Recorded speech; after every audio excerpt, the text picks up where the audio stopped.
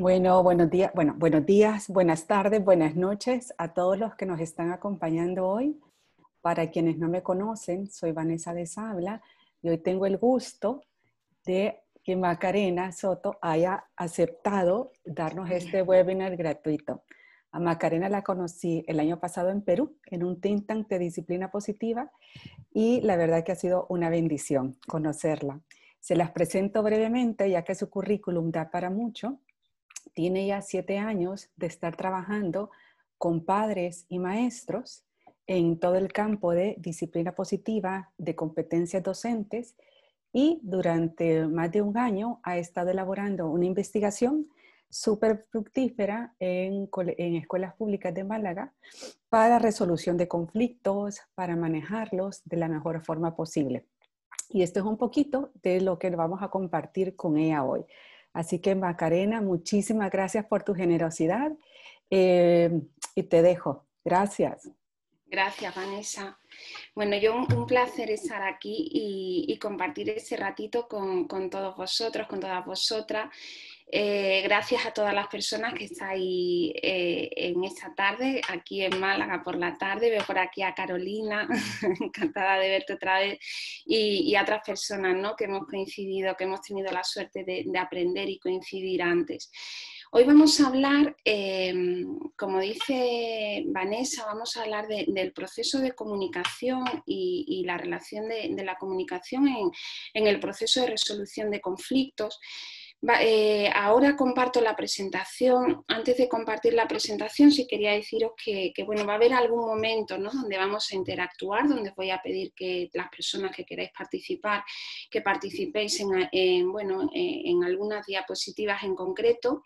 Y ya al final, cuando terminemos la presentación, pues si os parece, abrimos también ese espacio de reflexión conjunta. La idea no es decirle a nadie lo que tiene, lo que no tiene que hacer. Es muy difícil, ¿no?, acompañar en un proceso educativo. La idea es que podamos reflexionar de manera conjunta entre las personas que estamos aquí y en base a eso pues seguir aprendiendo. Vale, dicho esto, comienzo ya, ¿vale?, con ese proceso, con ese pequeño encuentro. Como ya hemos visto en otros momentos que hemos compartido, yo siempre suelo hablar del gran puzzle que entiendo que es el proceso educativo. Y ese gran puzzle que es el proceso educativo, yo creo que es importante tener presente, ¿no?, muchas piececitas que se van conectando entre sí, porque no hay una receta mágica. Y yo creo que eso es algo que todos sabemos, todas sabemos si observamos, ¿no? No hay una receta mágica que nos diga cómo solucionar esto, cómo solucionar aquello, pero sí hay muchas piececitas que, si se van conectando, nos pueden ayudar a gestionar las distintas situaciones que nos vamos encontrando. Nosotros vamos a compartir hoy parte de esas piezas del puzzle, que es la comunicación. Y para hablar de la comunicación, me apetecía empezar con un pequeño cuento, un cortito cuento, que es el cuento de la taza de té. Empezamos con el cuento y luego ya entramos un poquito más en la teoría. Y el cuento dice así: un maestro japonés de la era Meiji recibió la visita de un profesor de universidad que quería informarse sobre el Zen. El maestro le ofreció té, llenó la taza de su invitado hasta el borde y siguió vertiendo más té. El profesor observó cómo el té llenaba la taza y se derramaba sobre la mesa. Entonces, sorprendido, exclamó: «Está rebosando, no cabe nada más». «Al igual que esta taza», dijo el anciano maestro, «usted está lleno de sus propias opiniones e ideas. ¿Cómo le voy a enseñar Zen si no vacía primero su taza?». Y en eso consiste realmente, ¿no?, ese proceso de comunicacional. En eso consiste un poco. ¿En qué sentido? Pues en el sentido de que para que nuestra comunicación esté realmente enfocada en esas soluciones, esté enfocada en la conexión, para que no se convierta, muchas veces la comunicación se convierte en esa lucha de poder, ¿no?, pues es necesaria una escucha honesta. Y para que haya una escucha honesta, es importante también vaciar la taza. ¿En qué sentido? Pues es importante deshacernos de esos prejuicios, de esas ideas previas que podemos tener cuando vamos a comenzar esa comunicación con nuestro hijo, con nuestra hija, compañero, pareja, ese papá, mamá en una tutoría, ¿no? Con cualquier persona en cualquier contexto social en que nos podamos encontrar. Debemos tener presente que cuando nos comunicamos, en realidad lo que estamos haciendo es interpretar aquello, ¿no? O sea, cada persona interpretamos la realidad de una manera diferente. En parte, en base a esa interpretación que cada una de nosotras hacemos, es un poco en lo que se basa nuestra comunicación. ¿Eso qué quiere decir? Eso quiere decir que la comunicación está cargada de un elemento subjetivo muy, muy intenso. Y eso no puede quedar fuera. Eso debemos tenerlo presente y lo vamos a ir desarrollando conforme vayamos avanzando, ¿no?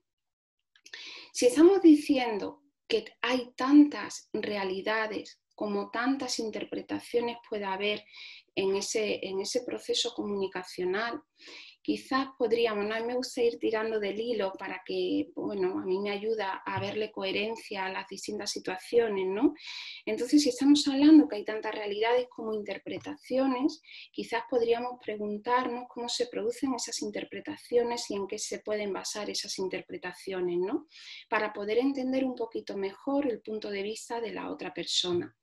Y en ese sentido, pues, hacemos uso de otras piezas del puzzle, como es la lógica privada de la disciplina positiva. La lógica privada de la disciplina positiva es un concepto a mi entender muy interesante que nos abre la puerta a la empatía desde mi punto de vista y nos ayuda a entender muchos comportamientos y muchas actitudes que quizás de otra manera sería complicado entender, ¿no? Disciplina positiva hunde sus raíces en la psicología individualista, hunde sus raíces en todos los estudios de los psiquiatras Adler y Dreyfus. Y una de las cosas que nos decían es, desde que nosotros nacemos hay un proceso donde estamos observando, estamos interpretando. En base a esa interpretación nos formamos nuestras propias creencias y en base a esas creencias nos comportamos. Es decir, en base a esas creencias nos comunicamos. Cuando hablo de comportamiento me gustaría asociarlo también a la comunicación. Hay una teoría, la teoría de la comunicación humana, que nos dice que cualquier acción que se produce en ese proceso comunicacional tiene valor de mensaje. Eso es muy importante tenerlo en cuenta, porque eso quiere decir que el lenguaje no verbal, los gestos, muchos elementos de los que no contemplamos pero están presentes en ese proceso comunicacional nos están dando una información muy valiosa. Vale. ¿Qué quiere decir esto de observo, interpreto, creencia, comportamiento? Pues esto quiere decir lo que hoy en día ya en neuroeducación también se trabaja, que es la parte de la genética, por supuesto que es muy importante. Sin embargo, hoy ya se sabe que la parte ambiental, o sea, nuestra personalidad, para poder entenderla, debemos unir esa parte genética con esa parte ambiental. De hecho, hay estudios donde, pues eso, digamos, queda bastante demostrado, ¿no? Hablaba hace poco el doctor Rosler sobre unos estudios que se hicieron con personas que tenían esquizofrenia y cómo en función del entorno, los descendientes repercutía o no el modo en que las posibilidades de poder tener también esa enfermedad mental, ¿no? Por lo tanto, la parte del ambiente es fundamental, la manera en que nos relacionamos, por el modo en que vamos a interpretar la realidad. Cuando nosotros nos comunicamos, estamos viendo esto como una puntita del iceberg. Nosotros estamos viendo esa puntita del iceberg, pero no estamos viendo todo lo que hay debajo, que son esas creencias. Vamos a hacer aquí un pequeño ejercicio. Yo os invito ahora, ¿vale? Con la siguiente diapositiva, os invito a través del chat a que vayáis escribiendo la idea, por favor, no es juzgar absolutamente nada, no es verlo desde una óptica ni de culpa ni de nada, es simplemente yo os invito, sé que no es fácil, pero que lo intentemos analizar de la manera más objetiva posible. Podríamos verlo desde muchos enfoques, podríamos verlo desde personas adultas que le dicen estas frases o que viven esta situación con otras personas adultas, lo podríamos ver como nosotros como personas adultas que se lo decimos a la infancia. Yo os invito a imaginar que somos nosotros esa infancia y que vamos a empezar con la primera situación, ¿vale?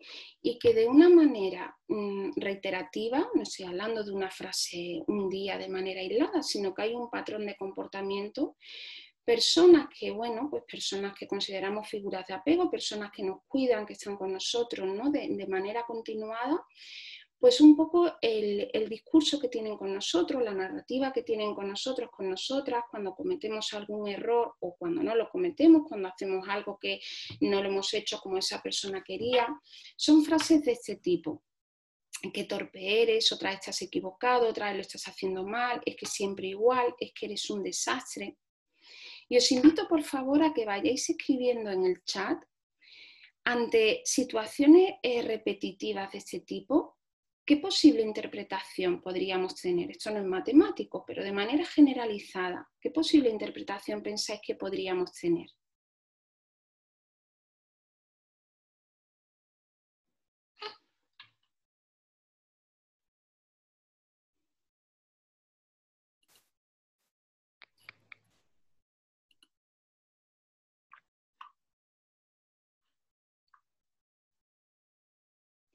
Si nos dicen eso repetitivamente, ¿pensáis que cuando cometemos un error, cuando nos convertimos en estas personas adultas y cometemos errores, ¿pensáis que podríamos interpretar que un error es algo positivo? ¿Es algo enriquecedor?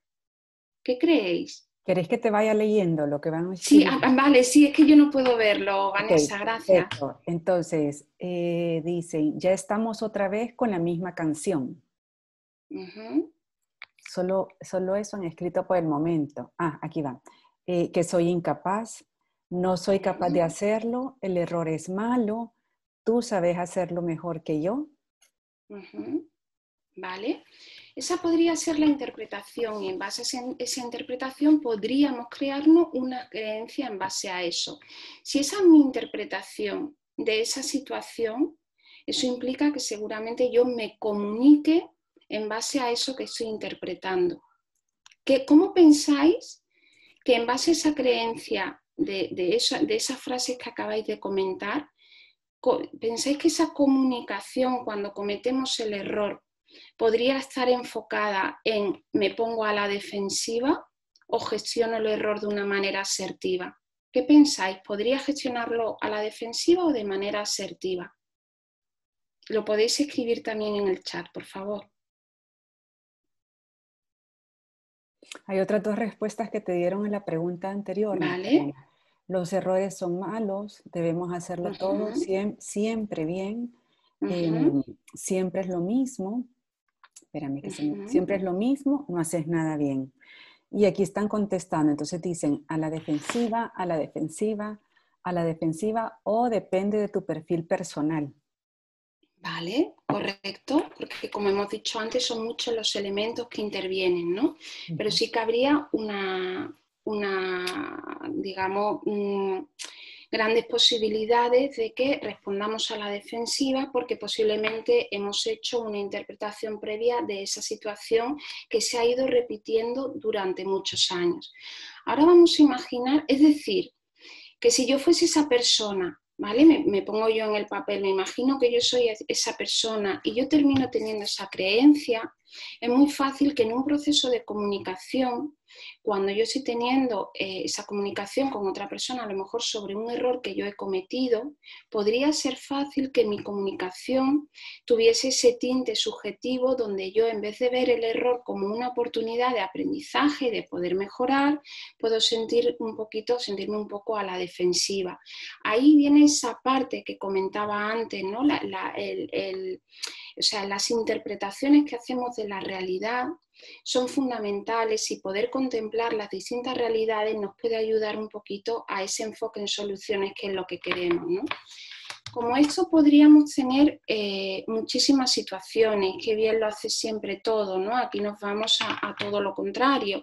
Si desde pequeñitos, desde pequeñitas estamos escuchando que todo lo hacemos bien, que somos las mejores, somos los mejores, que nunca cometemos errores, que todo lo aprendemos a la primera, en base a eso también nos vamos creando una interpretación, una percepción. Por lo tanto, es posible que si cometemos ese error, pues no, yo cómo voy a cometer un error si se supone que yo lo tengo que hacer todo bien. Eso también puede suponer una carga emocional muy grande. Y como eso podríamos ver muchas situaciones. En el aula, por ejemplo, una de las cosas que comentamos es que muchos comportamientos que se pueden vivir en el aula, y esto lo podemos extrapolar a cualquier contexto social que se precie, si en el entorno familiar se ha normalizado, si yo en mi entorno familiar he normalizado, pues que cada vez que nos vemos nos damos una colleja, ¿no? Nos damos un tortazo en la cabeza, si hubiésemos normalizado eso, pues que si mis hijos van a clase y empiezan a dar collejas a todo el mundo, pues posiblemente no lo verían como algo negativo, porque en el entorno familiar se habría podido normalizar, ¿no? De ahí la importancia de ir más allá de lo que se ve si realmente queremos llegar a esa parte de resolución de conflictos, ¿vale? Bueno, vuelvo atrás. Decíamos, para poder comunicarnos con esa parte de enfoque en soluciones es importante tener presente que en todo contexto hay tantas realidades como interpretaciones nos encontremos, y hemos dicho, ¿y en qué se pueden basar esas interpretaciones? El objetivo no es indagar sobre en qué se basa. Yo entiendo que eso ya, ¿no? Pues podría ser más un profesional de la psicología para indagar sobre determinados aspectos. Es simplemente entender que toda comunicación, como se dice en conflictología, tiene esa parte subjetiva, y esa parte subjetiva no la podemos dejar de lado, ¿no? Como decía hace un momento, pues observar esa realidad a través de la interpretación que realizan los demás puede ayudarnos a ver más allá de sus palabras y nos puede ayudar a entender sus necesidades, a compartir las nuestras con amabilidad y a enfocarnos en esas soluciones. Seguimos con esa parte de las distintas realidades. Os pregunto, creo que se ve, ¿no? ¿Podéis, por favor, describir también a través del chat lo que estáis observando o lo que pensáis que es esto? Una descripción objetiva de qué pensáis que es. Los colores, la forma.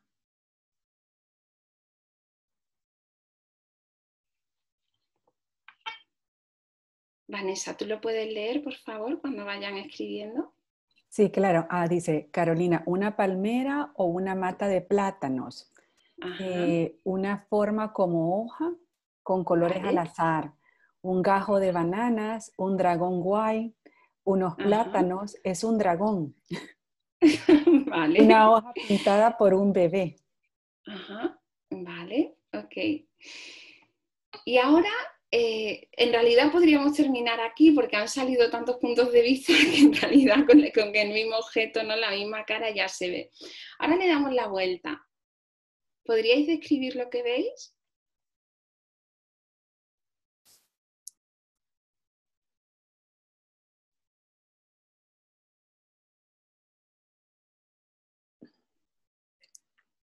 Una fruta, pareciera un gajo de bananas, un conejo, la silueta de una hoja, una figura irregular blanca.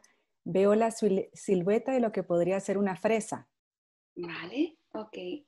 Bueno, en realidad sí, es como una especie de fruta con sus hojas, un dibujo de mi hijo del año 2011, ¿no? Cuando era muy, muy pequeñito.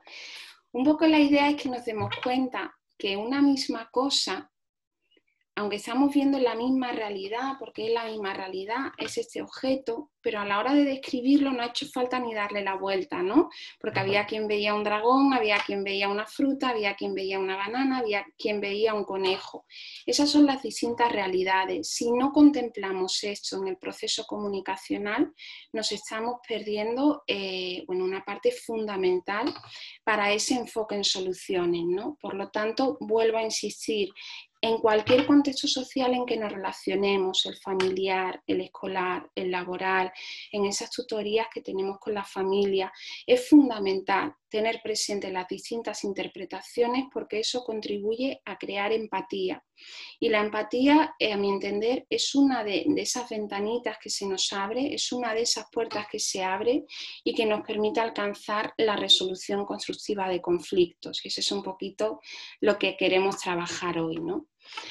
Hay otro aspecto en el proceso comunicacional que está relacionado con lo que acabamos de decir, ¿no? Ahora mismo también esa parte subjetiva que es, somos seres intensamente emocionales y eso es algo que no podemos perderlo de vista. ¿Eso qué implica? Eso implica que cuando nos comunicamos debemos de tener muy presente que antes de llegar a esa reflexión, antes de llegar a esa parte final, a esa asunción de responsabilidades, a ese enfoque en soluciones, es importante trabajar la conexión. Si no hay conexión en un proceso de comunicación, es muy complicado que podamos encontrar soluciones y es muy fácil entrar en esas luchas de poder. Y cuando hablamos de conexión, ¿de qué estamos hablando? Eso lo comentamos también hace poco, ¿no? En otro encuentro que tuvimos. En realidad eso es para la comunicación, es para el día a día, en realidad para cualquier contexto, ¿no? Lo que acabo de decir, para llegar a ese punto tercero, a esa reflexión, primero conectamos y antes de esa conexión tenemos también la regulación. Sin entrar en mucho detalle, ¿no? Porque tampoco es la idea ni en lo que el objeto de este encuentro. Pero imaginaos una situación donde nos encontramos muy nerviosos, muy nerviosa, donde la otra persona se encuentra muy nerviosa. ¿Pensáis que en ese momento podemos llegar a un enfoque en soluciones? Si yo estoy muy nerviosa, si yo me siento a la defensiva, si yo lo más mínimo me siento atacada, es muy difícil.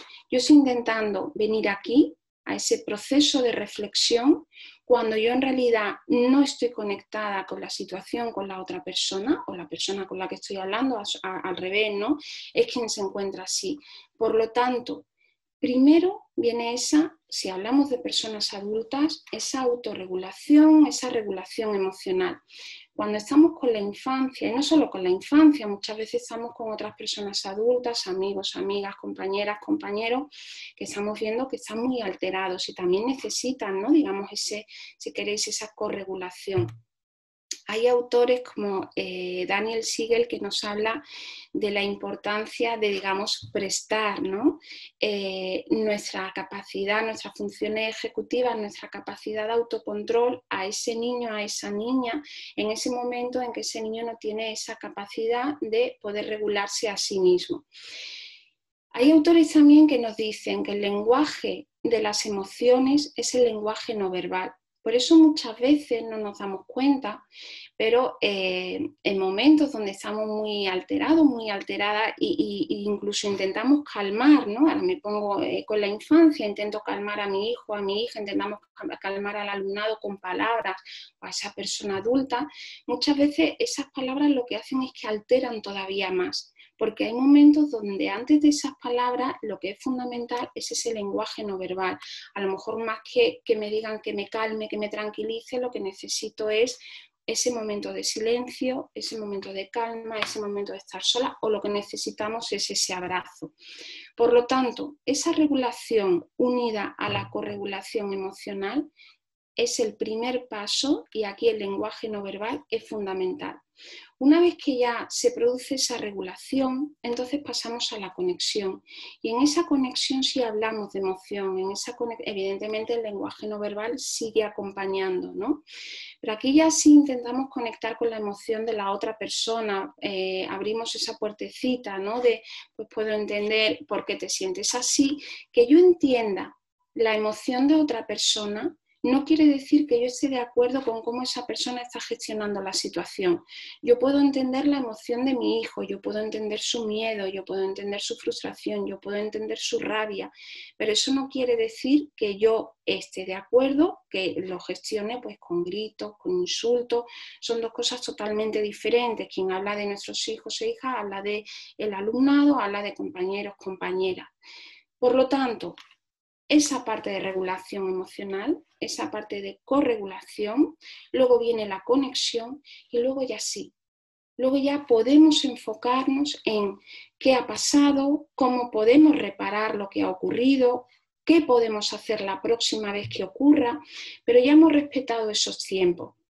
Hemos respetado esos tiempos y por lo tanto me encuentro lo suficientemente segura y en calma y la otra persona igual como para poder ir más allá de la mera reactividad.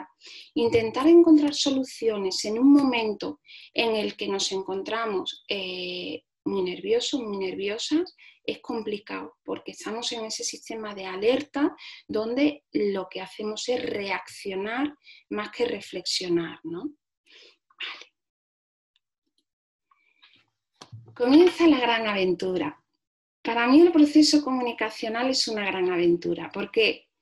Porque realmente no sabemos muchas veces cómo va a terminar, ¿no? Tenemos muy buenas intenciones, la idea es llegar pues, bueno, a buen destino, a buen puerto, encontrar ese cofre del tesoro.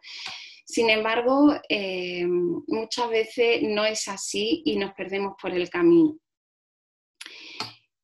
El tesoro, la conexión y el enfoque en soluciones. Y digo aquí, es fundamental tener muy claro hacia dónde nos dirigimos. En conflictología, una de las cosas que se dice es un buen comunicador, una buena comunicadora es aquella persona que tiene claro hacia dónde va y no se pierde por el camino. Es muy fácil, ¿no? Perderse por el camino en determinadas situaciones. Por lo tanto, el primer elemento yo os invitaría a no perder de vista qué es eso que queremos trabajar o cuál es el objeto de ese encuentro que estamos teniendo con esa persona y qué es lo que queremos solucionar. Os invito a preparar la mochila. Os invito para esa gran aventura que es la comunicación a preparar nuestra hoja de ruta, a revisar el mapa y a chequear lo que hemos echado, ¿no? en la mochila y lo que no. ¿Qué metería yo en esa mochila para esa gran aventura? Pues yo no me olvidaría, antes de comenzar esa conversación con mi hijo adolescente, con esos progenitores en una tutoría, con ese compañero o compañera de trabajo, con amigos, amigas, pareja, con nuestros padres, yo no me olvidaría de tener siempre presente las distintas interpretaciones que podemos estar teniendo de la misma situación. Yo puedo estar viendo un dragón en ese dibujito que hemos visto antes y sin embargo mi hijo puede estar viendo una banana, ¿no? Entonces, verlo desde su óptica me va a ayudar también a no entrar, a no quedarme en mi sitio y decir no me muevo de aquí. Metería en la mochila antes de empezar la comunicación, corroborar que sea ese momento emocional adecuado. Si yo me noto que a la mínima voy a saltar, si veo que esa persona está, eso no siempre es posible, ¿eh? Hay momentos que tenemos que gestionar las cosas en ese momento y ahí pues bueno, saber dirigirnos nos va a ayudar mucho, ¿no? Pero si tengo tiempo de preparar la mochila, pues ha surgido un conflicto, pero estamos todos muy alterados. Queremos buscar soluciones. ¿Tiene mucho sentido hablarlo en ese momento en que todos nos estamos sintiendo muy alterados? Sería como meternos en ese río, ¿no? Pues en ese río de agua brava, quien sea muy diestro, muy diestra en navegar por ahí, posiblemente saldrá. Quien no, pues al final ese torbellino emocional nos puede hundir, ¿no? en las distintas comunicaciones. Por lo tanto, encontrar el momento es fundamental y luego respetar los tiempos del trayecto. va a haber momentos de silencio, los silencios hablan. En la teoría de la comunicación, una de las cosas que se dice es eso, ¿no? Que los silencios hablan, que hay que respetar esos procesos, no acelerar demasiado, observar todos los elementos que se están dando, detenernos cuando sea necesario, acelerar cuando sea necesario. Y sobre todo tener claro hacia dónde vamos. Pues si yo lo que quiero hablar con esa persona es a lo mejor un comportamiento concreto de su hijo, su hija en el aula, o quiero hablar con mi hijo, con mi hija, una situación concreta, un conflicto que estamos teniendo en la convivencia. Yo tengo claro qué es eso de lo que quiero hablar. Por lo tanto, por muchas cosas que salgan en el camino, intento no desviarme. Ahora pondré ejemplos más concretos, ¿vale? Para que se vea eso. Vale. Preparamos nuestra mochila, vamos a iniciar esa gran aventura, es un proceso de comunicación para intentar gestionar un conflicto. No olvido de meter en la mochila que voy a tener presente, voy a intentar no juzgar y ponerme en el papel de los demás para tener presentes esas interpretaciones, voy a cuidar de que sea el momento emocional adecuado y voy a respetar esos tiempos, ¿no? Como toda gran aventura nos podemos encontrar muchas dificultades por ese camino, por eso vuelvo a insistir, no me olvido de hacia dónde voy. Posibles barreras que nos podemos encontrar en esa comunicación. Pues mirad, podemos encontrarnos, por ejemplo, la hiperreactividad. Vamos a imaginar que estamos intentando gestionar un conflicto que se repite con nuestro hijo, con nuestra hija, que es adolescente. La hiperreactividad es una de las características de la adolescencia y forma parte de ella. Si yo me quedo ahí, si yo en ese momento me paro y entro en esa lucha de poder con ese niño, con esa niña adolescente, ya he olvidado cuál era la norma de convivencia que queríamos trabajar. Ya me he quedado ahí.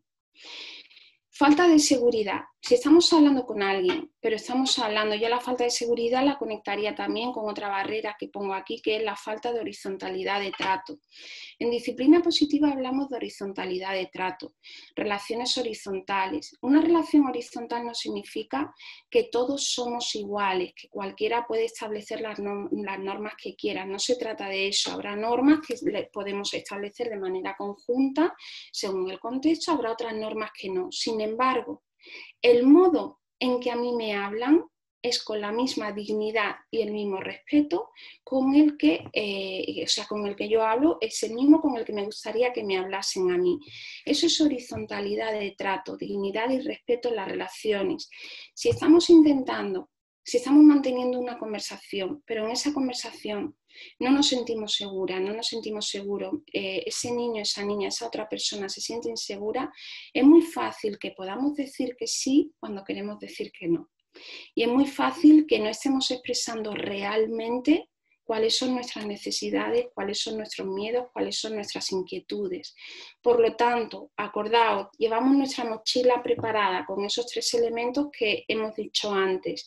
Comenzamos la conversación.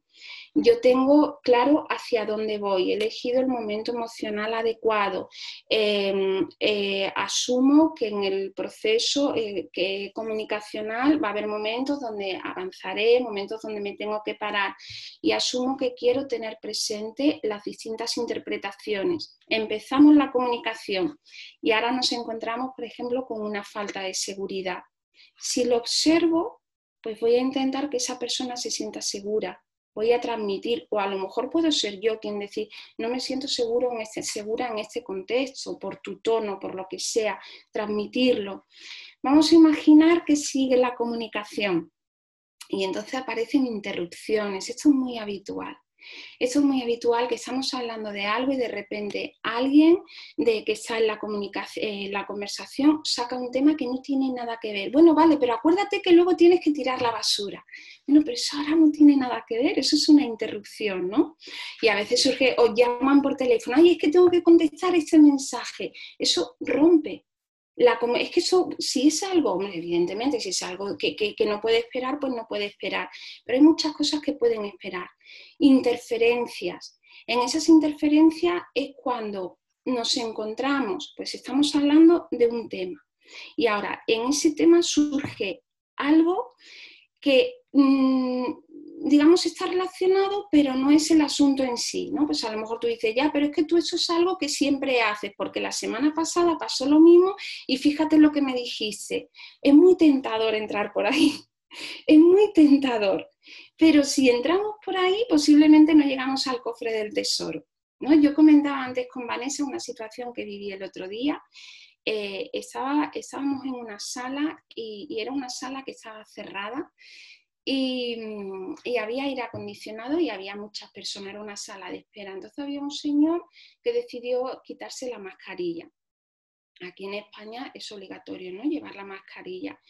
Y entonces le pedí por favor que si, bueno, primero se lo pidió mi marido que si se podía poner la mascarilla y le dijo que no.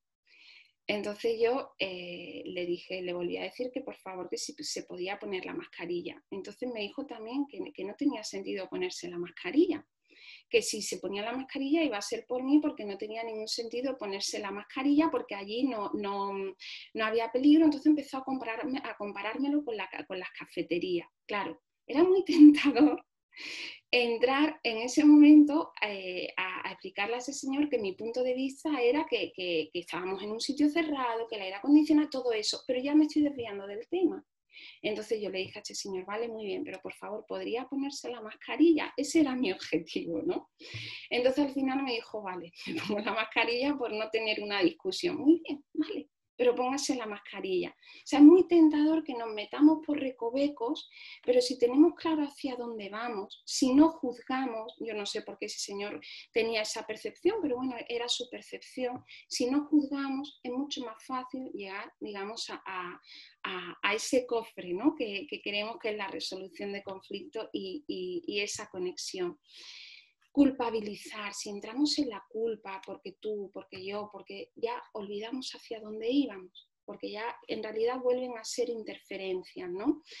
Diferencias madurativas cerebrales. ¿Cuántas veces pretendemos que, por ejemplo, un niño pequeñito, una niña pequeñita, entienda un concepto que a nivel de funciones ejecutivas, a nivel más racional, todavía no puede entender, pues porque no está en ese proceso madurativo de poder entenderlo, ¿no? Entonces eso ya de por sí es una barrera, porque estamos hablando códigos diferentes.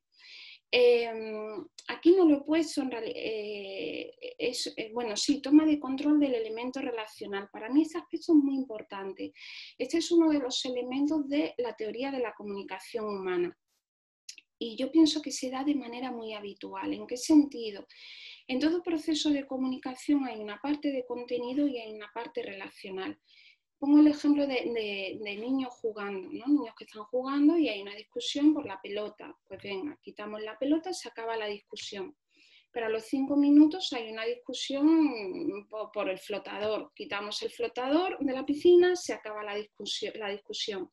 Pero a los 3 minutos hay una discusión por la toalla. Quitamos la toalla y se acaba la discusión. Claro, en realidad las discusiones no se acaban nunca. ¿Por qué? Porque nosotros estamos intentando gestionar un conflicto que tiene más que ver con la parte relacional de las partes y lo estamos intentando gestionar exclusivamente con la parte de contenido, la pelota, el flotador, la toalla, y en realidad hay algo que viene por debajo, ¿no? Esto puede ocurrir mucho en el aula, puede ocurrir en las relaciones entre hermanos, en relaciones de pareja. Entonces trabajar la parte relacional, trabajar la empatía, el respeto entre esos miembros, ¿no?, del distinto entorno social donde nos encontremos, es fundamental. Y de manera preventiva en el aula eso es fundamental, porque si no al final esos conflictos, al final los contenidos son mayores y luego es más complicado, ¿no?, de gestionar esas situaciones. Bueno, y como eso lo leo, esto ha sido una serie de posibles barreras, ¿vale?, que se me han ido viniendo, bueno, después de estos 7 años de trabajo. Ahora lo completamos con otras autoras también y todas, hay muchas más, ¿no? Según los autores que lea van surgiendo, a veces se dice lo mismo con distintas palabras. Hiperreactividad, prejuicios, juicios de valor. ¿Cuántas veces vamos a una conversación, vamos a un proceso comunicacional y ya damos por hecho lo que esa persona va a decir, cómo esa persona se va a comportar, o a lo mejor por el hecho de que una persona tenga un talante serio ya damos por hecho que va a ser una persona antipática o maleducada, o porque una persona tenga un talante amable damos por hecho que no va a ser una persona seria. O sea, ¿cuántas veces o por su forma de vestir, ¿no? ¿Cuántas veces los prejuicios condicionan tanto todo ese proceso comunicacional? Entonces, si consiguiésemos llegar a esa conversación sin esos prejuicios, que ya digo que no es fácil ni mucho menos, pero todo fluiría mucho mejor. A veces doy por hecho que mi hijo me va a decir tal, que mi hija me va a decir lo otro. No demos por hecho nada. Vamos a preparar la mochila, vamos a lanzarnos a esa aventura y vamos a tener claro hacia dónde vamos, ¿no? La falta de motivación. Imaginaos que queremos resolver un conflicto también de convivencia, puede ser en casa, o puede ser en el trabajo, y a lo mejor pues intentamos gestionar ese conflicto, me imagino en el trabajo cuando a lo mejor esa persona está teniendo un problema personal muy, muy grande. Pues si no hablamos previamente con esa persona, si no conectamos, si no trabajamos esa parte de regulación, no hay motivación en trabajar esa norma de convivencia, porque hay un elemento que me está afectando mucho más. Si queremos trabajar con nuestras hijas, nuestros hijos, una norma de convivencia, a lo mejor una rutina en casa, ¿no? El hacerse en la cama, el limpiar el baño, lo que sea, y pretendemos hablarlo justo cuando comienza su hora, a lo mejor de ver la serie, no hay motivación en trabajar eso, porque es que es su horario de ver la serie y su horario de ver la serie quieren que se respete, ¿no? Como es normal. Entonces, bueno, falta de motivación, falta de seguridad, como he comentado antes, interferencias, interrupciones, el exceso o la escasa información.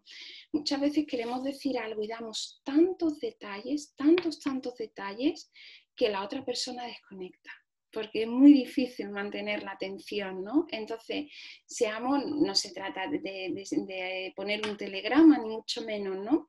Pero muchas veces hay información añadida que no es necesaria tener en ese proceso y que nos desvía de nuestro objetivo, ¿no? El exceso o la escasa información. La falta de horizontalidad de trato, que ya la he comentado antes, luchas de poder, culpabilizar, generalizar, es que tú siempre te portas mal, es que tú nunca te haces la cama, es que tú siempre dejas estar. No generalicemos, vamos a intentar hacer una descripción objetiva, lo más objetiva posible, de la situación concreta que queremos trabajar. Y partiendo de esa situación objetiva concreta, entonces ya vamos hablando y vamos dialogando, ¿no? Confusión en la exposición temporal de los hechos. Eso está también relacionado con otros de los elementos de la teoría de la comunicación humana. Según esta teoría, la comunicación no es un proceso lineal que empieza aquí y que acaba allí, sino que realmente es circular, ¿no? Muchas veces decimos, es que a lo mejor en una pelea entre hermanos, entre hermanas, es que tú me has insultado, es que tú me has pegado, es que tú me has dicho tal cosa. Y nadie dice que eso no sea cierto, pero a lo mejor nos estamos olvidando que el día anterior hubo una situación donde ese hermano o esa hermana que hoy ha tenido una frase fuera de tono, se sintió agredida por otra frase fuera de tono que dijo su otra hermana a su otro hermano, ¿no? O al revés, o entre progenitores. Entonces, cuando se van contando las cosas muchas veces, incluso, ¿no? A nivel emocional, perdemos un poco la secuencia de cómo han ido ocurriendo las cosas, y eso a su vez puede dar lugar a más conflictos. Toma de control del elemento relacional, que es lo que he comentado también antes, y luego esas diferencias madurativas cerebrales, ¿no? que podemos encontrarnos en distintas situaciones. ¿Qué más barreras nos podemos encontrar según estas autoras en ese libro que os recomiendo su lectura?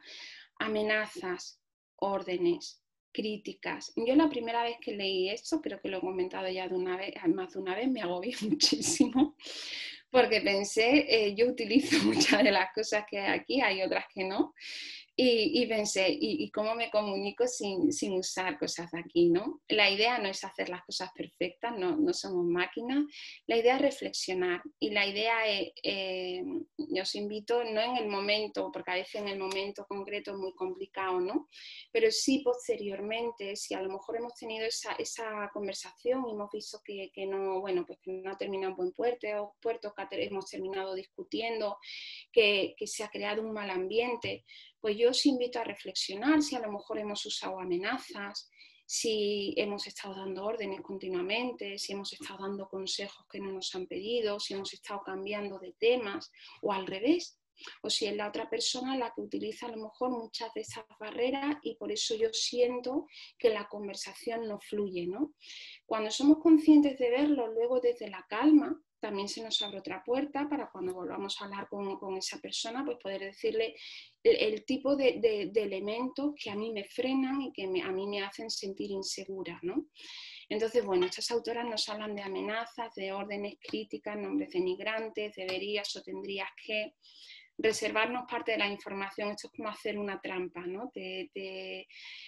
A ver qué me cuentas cuando yo en realidad sé más de lo que me estás contando y luego te digo, pues a mí me han dicho que tal cosa, o pues fíjate que yo ayer te vi en tal sitio. Es como, ¿y ahora cómo voy a confiar en ti la próxima vez que hablemos si no has empezado siendo honesta desde el principio, ¿no? O siendo honesto. Acordad lo que decíamos al principio.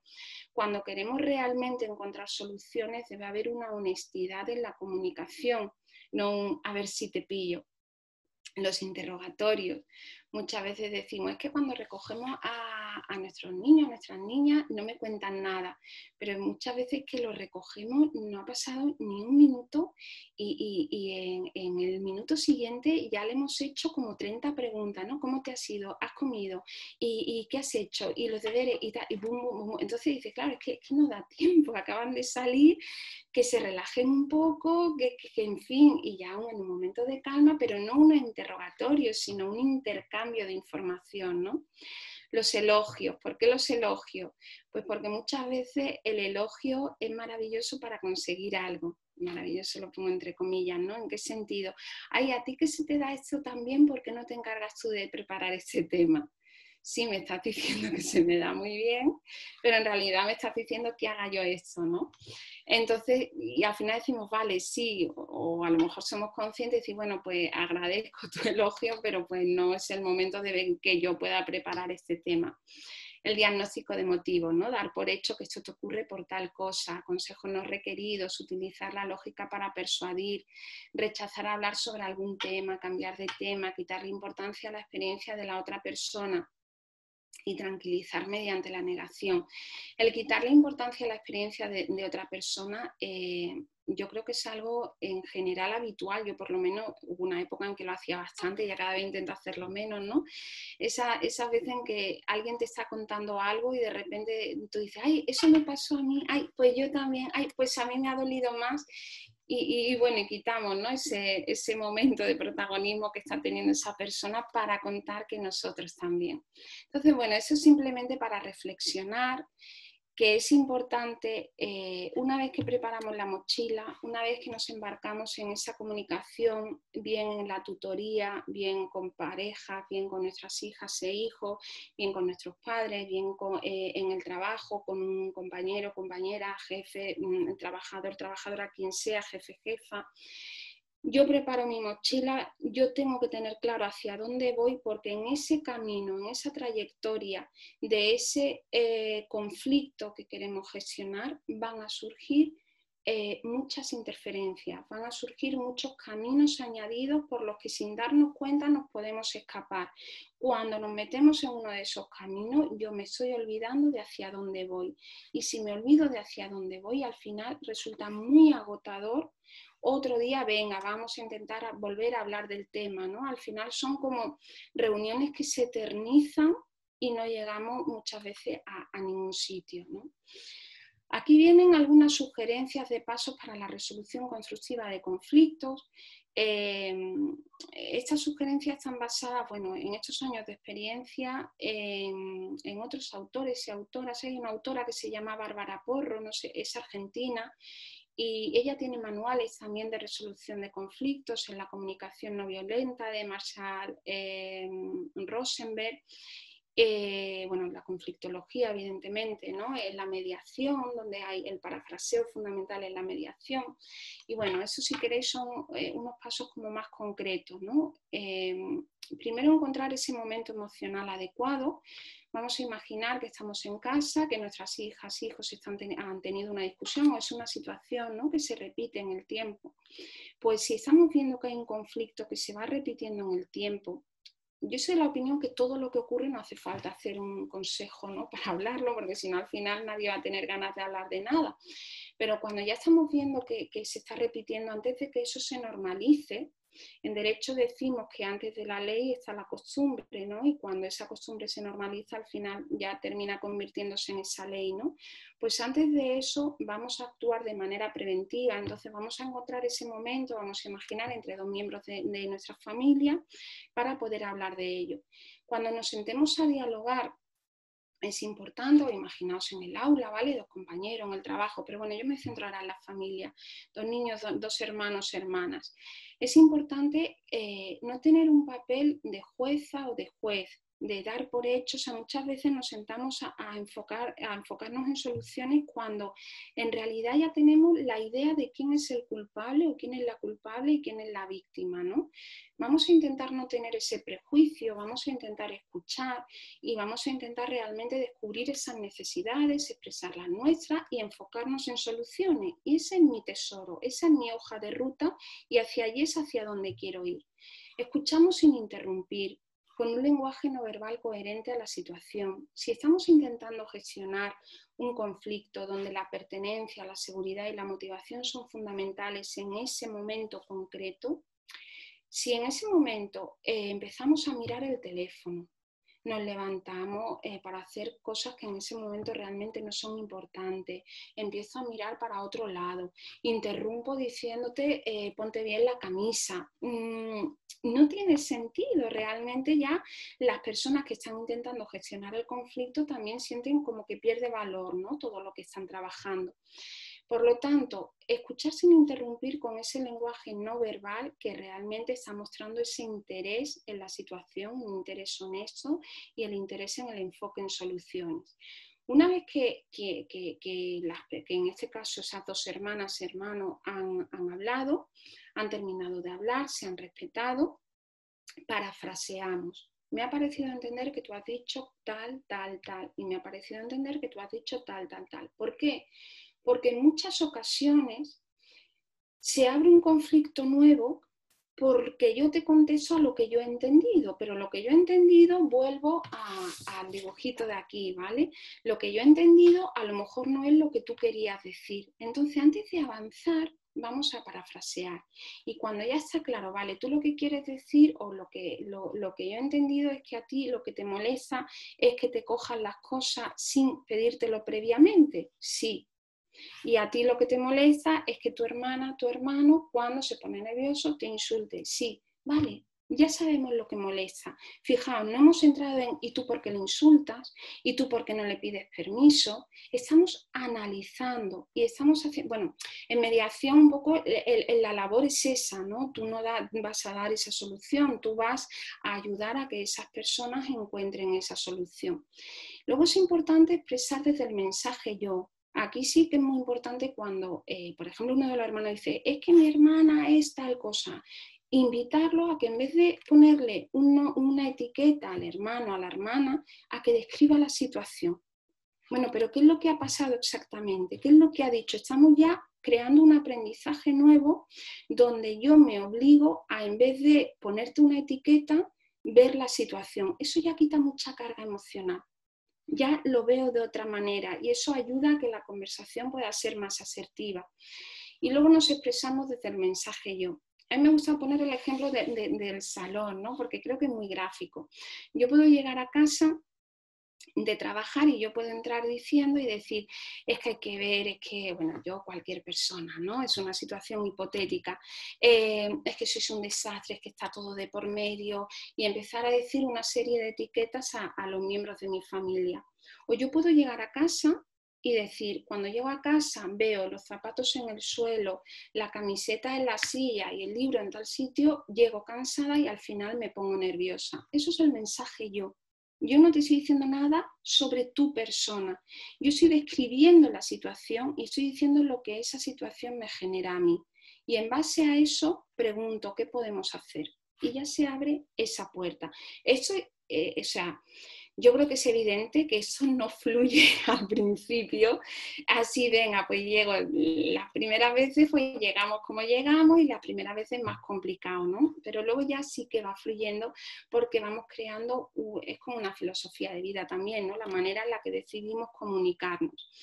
Luego preguntamos a la otra persona, sigo con la discusión entre hermanas, entre hermanos, ya cada uno ha expuesto lo que le molesta, pues yo como miembro de la familia también hablo en mensaje yo lo que me puede molestar, lo que me puede afectar y luego pregunto a mis hijas, pregunto a mis hijos, ¿os gusta sentiros así? ¿Os gusta que esta situación se repita y tú sentir esta emoción que ya han dicho previamente, la emoción, y tú sentir la otra? Y es muy raro que te digan que sí. Es muy raro que te digan, sí, yo quiero estar enfadada, yo quiero estar con rabia, yo quiero estar triste.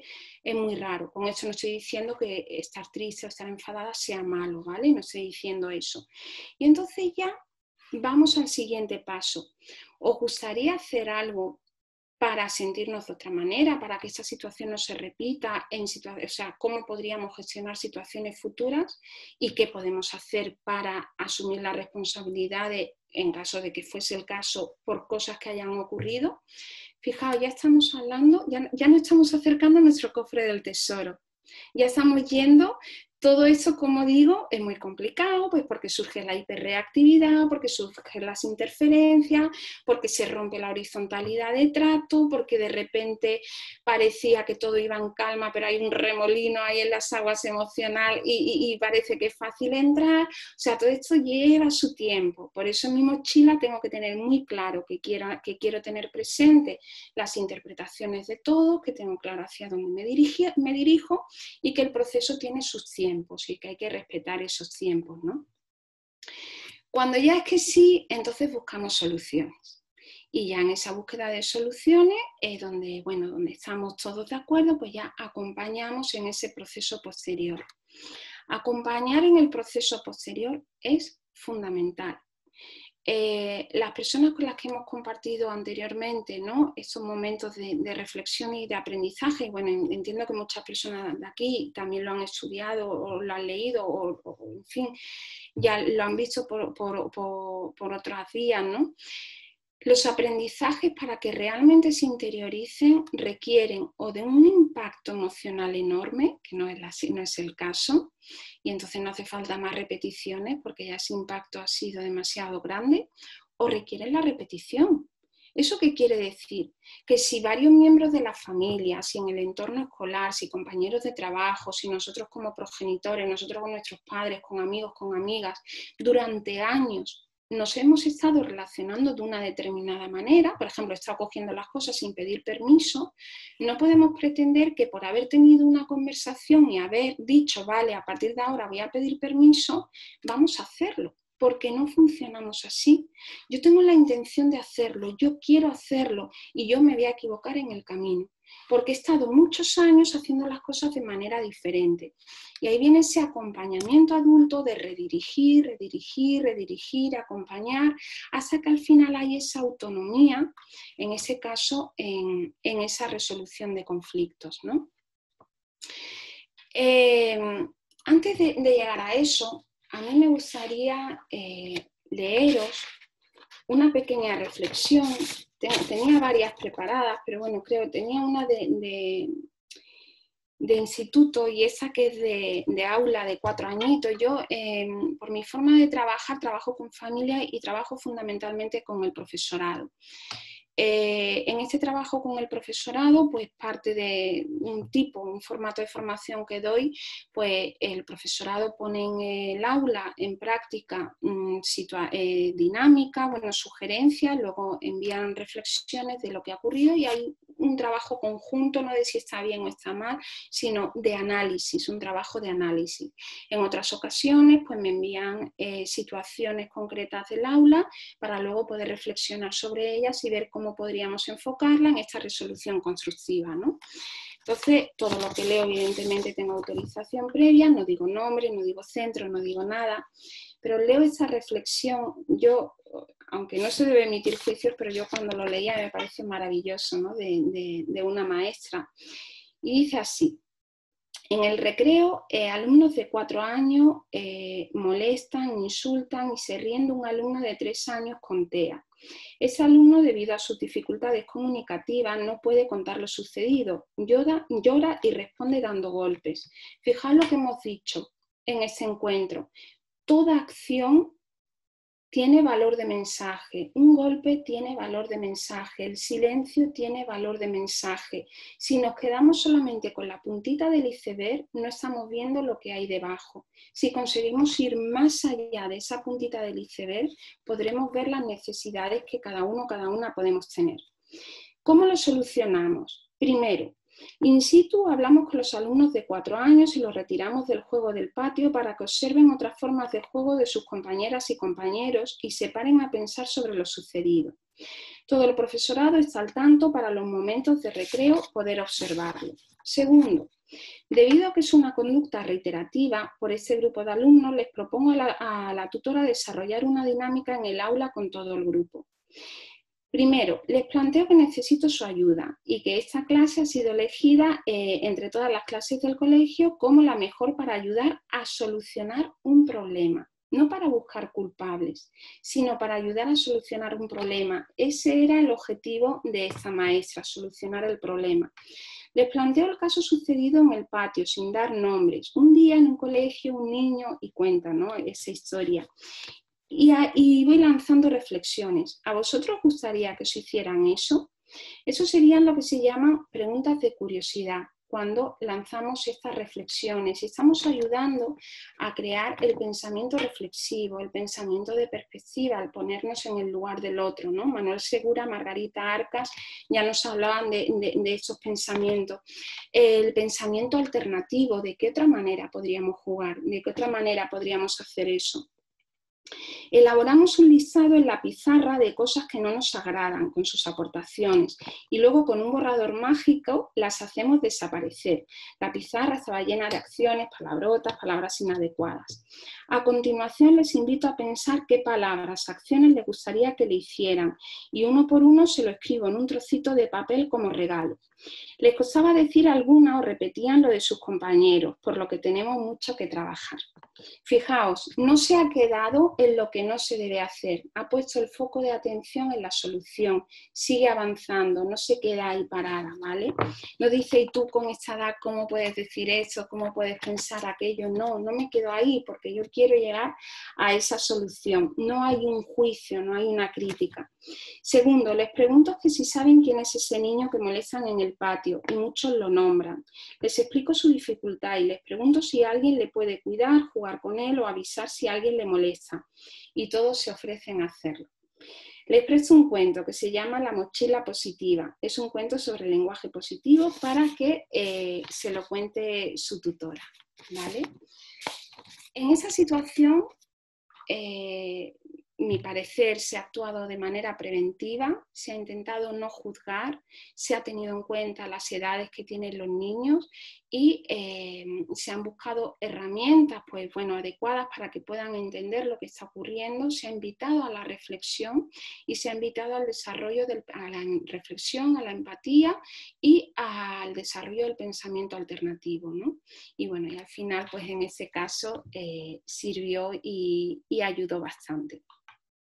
Si somos capaces de no perder el norte, de saber hacia dónde nos dirigimos, de respetar los tiempos, de observar de manera objetiva todos los elementos que surgen en ese proceso comunicacional, yo creo que seremos capaces, ¿no?, de mantener esa comunicación consciente. Hablamos de crianza respetuosa consciente, hablamos de ser conscientes del momento.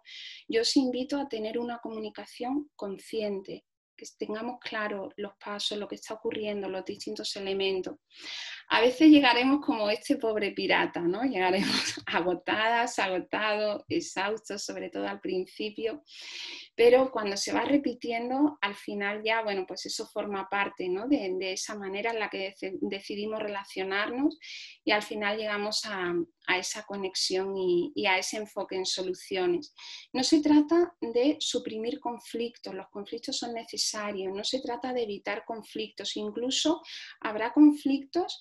En conflictología se dice que hay conflictos que posiblemente no tengan solución. Sin embargo, el modo en que los abordamos, el modo en que los gestionamos, eso es clave, porque de ahí surgen muchos aprendizajes, ¿no?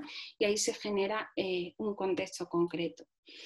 Cuando decía hace poco en otro encuentro que cuando nos planteamos cómo podemos contribuir de manera constructiva, se abre esa ventana a la capacitación. Yo aquí digo cuando nos planteamos cómo podemos comunicarnos de manera consciente, de manera constructiva, pues también se nos abre esa ventana a la capacitación, a cómo puedo hacerlo. Pues bueno, yo os invito, ¿no? Si os interesa, a seguir leyendo, a seguir indagando y sobre todo a ponerlo en práctica, equivocarnos y aprender de ese error. Y ya si cierro con dos pequeñas frases, ¿no? del profesor Eduardo Iñamata, profesor de la Universidad de Barcelona, de su libro Conflictología, y dice así: la realidad es la suma de todas las percepciones que en aquel momento intervienen y en el fondo de infinitas percepciones y sensibilidades. El conflicto entre percepciones diferenciadas no radica en las descripciones diversas, sino en el miedo a ser dominados por los otros. Por mi parte, lo que es la teoría ya está. Gracias, Vanessa, gracias a todos y a todas, ¿no? por vuestro tiempo, por vuestra escucha. Y ahora ya sí, pues se abre el tiempo para poder compartir, reflexionar y poder interactuar entre todas las personas que estamos aquí. Macarena, aquí están preguntando si puedes compartir la historia. Supongo que, me imagino que ya sé la respuesta, pero si quieres decirla tú. La historia de la maestra no, Uh-huh. no porque son datos privados, entonces no, ¿vale? Lo que sí puedo, si alguien tiene interés, puedo preguntarle a la maestra si quiere ponerse en contacto con esa persona para, por si quieren colaborar o, en fin, no sé, compartir algo, eso sí. Ok, ¿vale? Buenísimo, hagamos así. Vale. Perfecto. No sé si hay preguntas, ahorita es cuando, ¿verdad? Sí, preguntas, reflexiones, aportaciones que puedan enriquecer lo comentado, lo que queráis. Veo por ahí a Abdel. Hola, Abdel.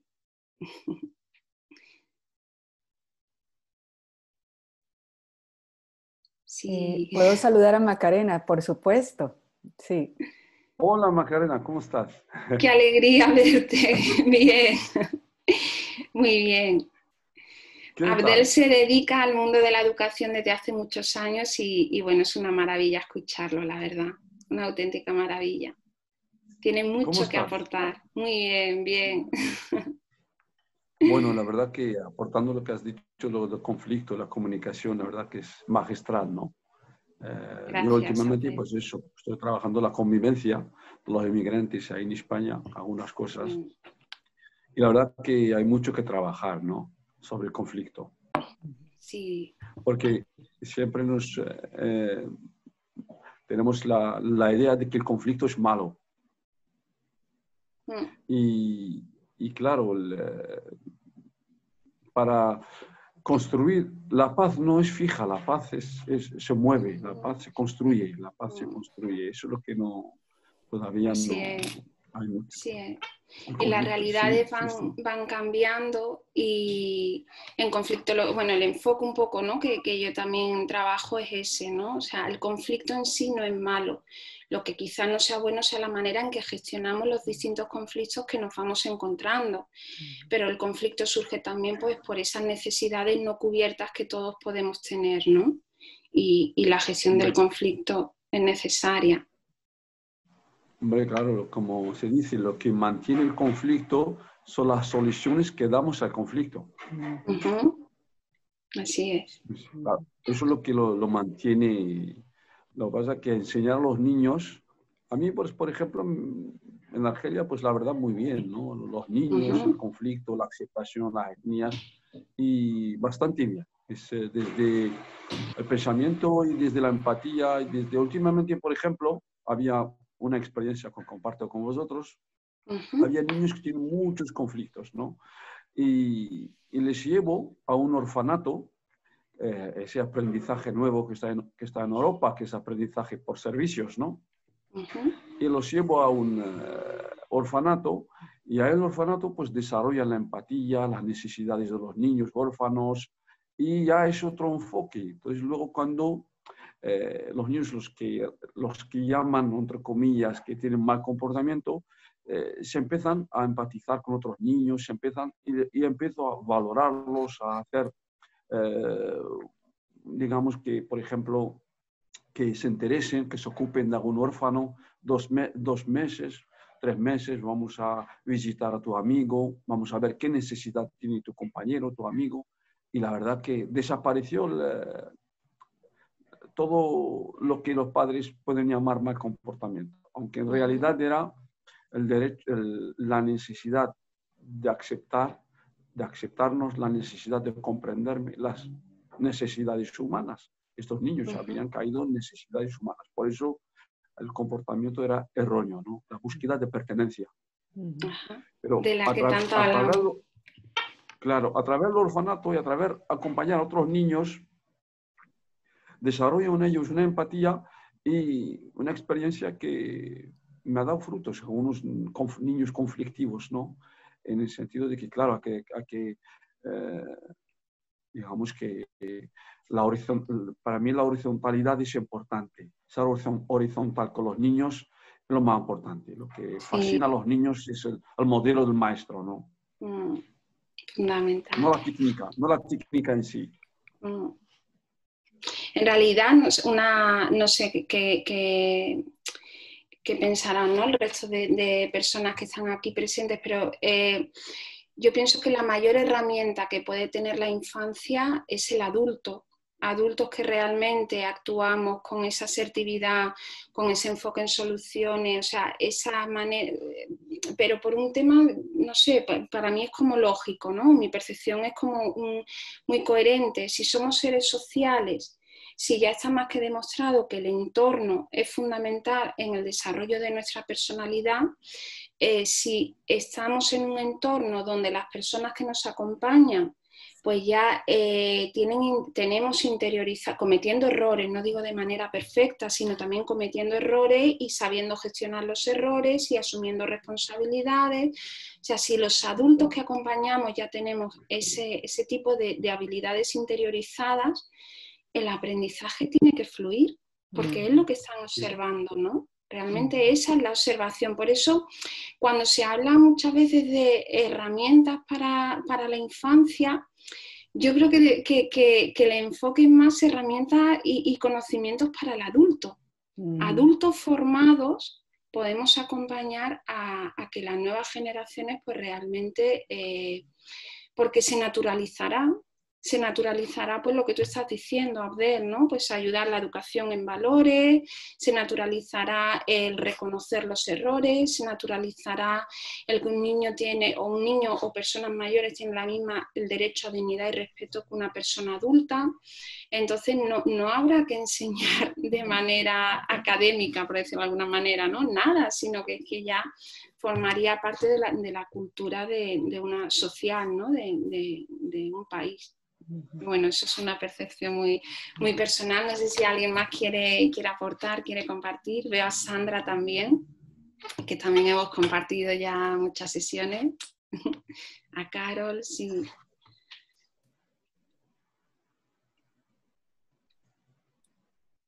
Hola Macarena, hola a todos. Hola Carol.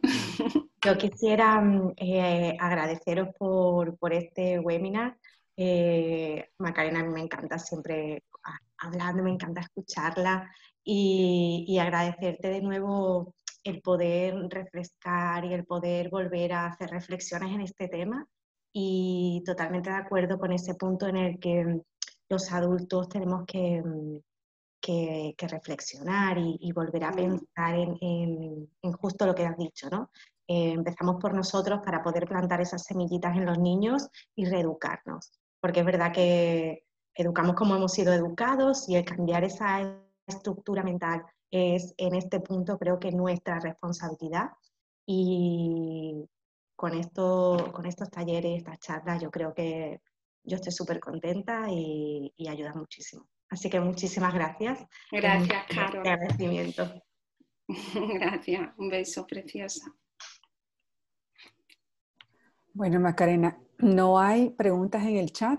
Yo creo que terminamos. Yo de verdad te agradezco muchísimo tu generosidad y a todos quienes nos han acompañado, de verdad. Y ha sido un gusto ver y compartir contigo, al menos por este medio. Ha sido una alegría súper grande. Sí.